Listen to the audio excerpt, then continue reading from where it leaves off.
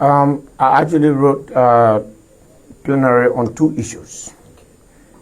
One was a follow-up letter requesting the Speaker to respond to my letter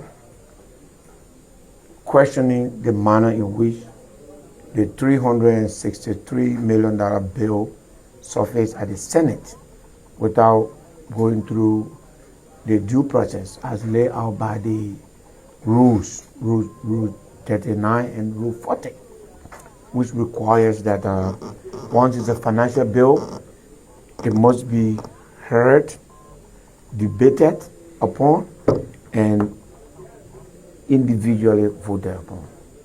And that did not happen. And I've written this because this is my second letter now. So what is left now is a legal recourse, which I'm going to do.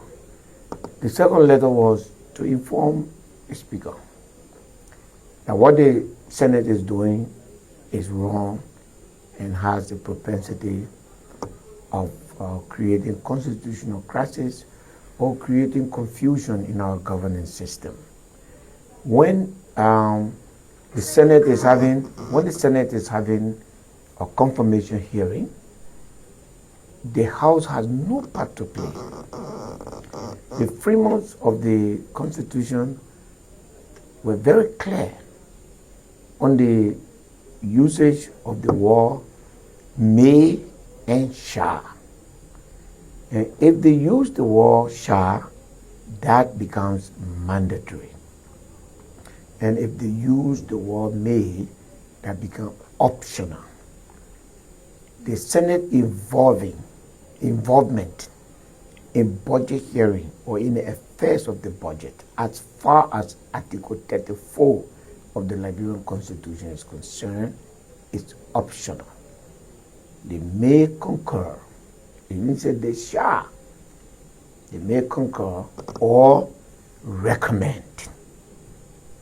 So this is one thing our forefathers did. Had the two bodies and ensure that there is absolutely no confusion in the individual roles and that there's no duplication of functions. It is distracting.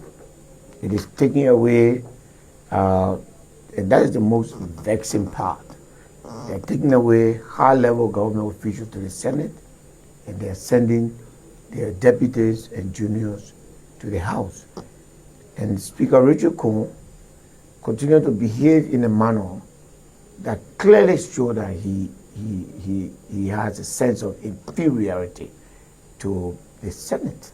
He is the leader of the legislature. He is the leader. The budget came to him as Speaker. Officially, the budget is not before the House. Again, the majority of the members, knowing that the Speaker, knowing that the majority had a position, he programmed Representative Fode Fambule to take a motion and send it back to him so that he can just trash it. And constitutionality is being harmed. Constitutionality is being a rule of law. The same thing they did today, nobody has respect for the House. They continue to do it. We continue to come in the House. We continue to make points, but they continue to trash it. And every day, the role of the House of Representatives, which is the primary body, the closest body to the Liberian people, is being diminished. It's being diminished.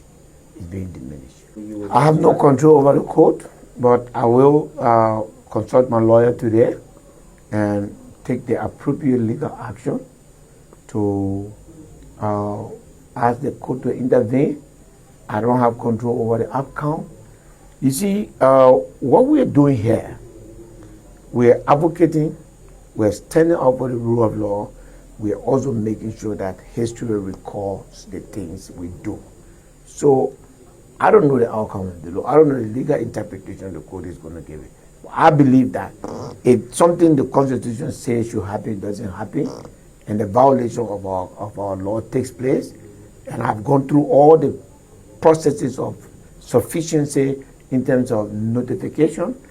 The only right I have to me now is to go to the court for the court to cite us and interpret the Constitution.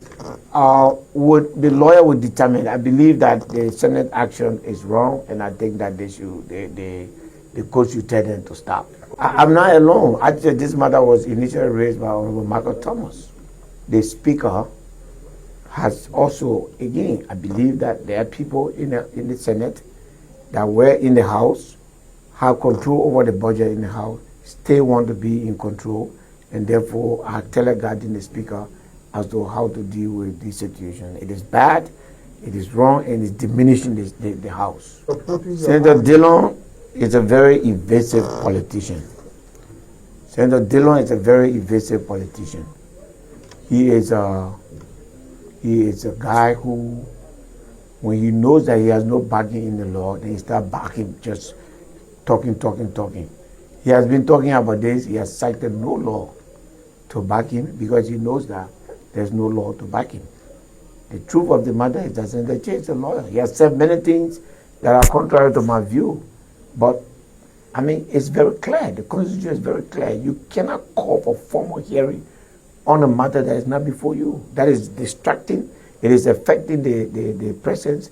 And I would have suggested to the Speaker in plenary that if the Senate does not stop what they're doing, the House should stop its hearing to avoid, all sorts of distraction. Thank you very much.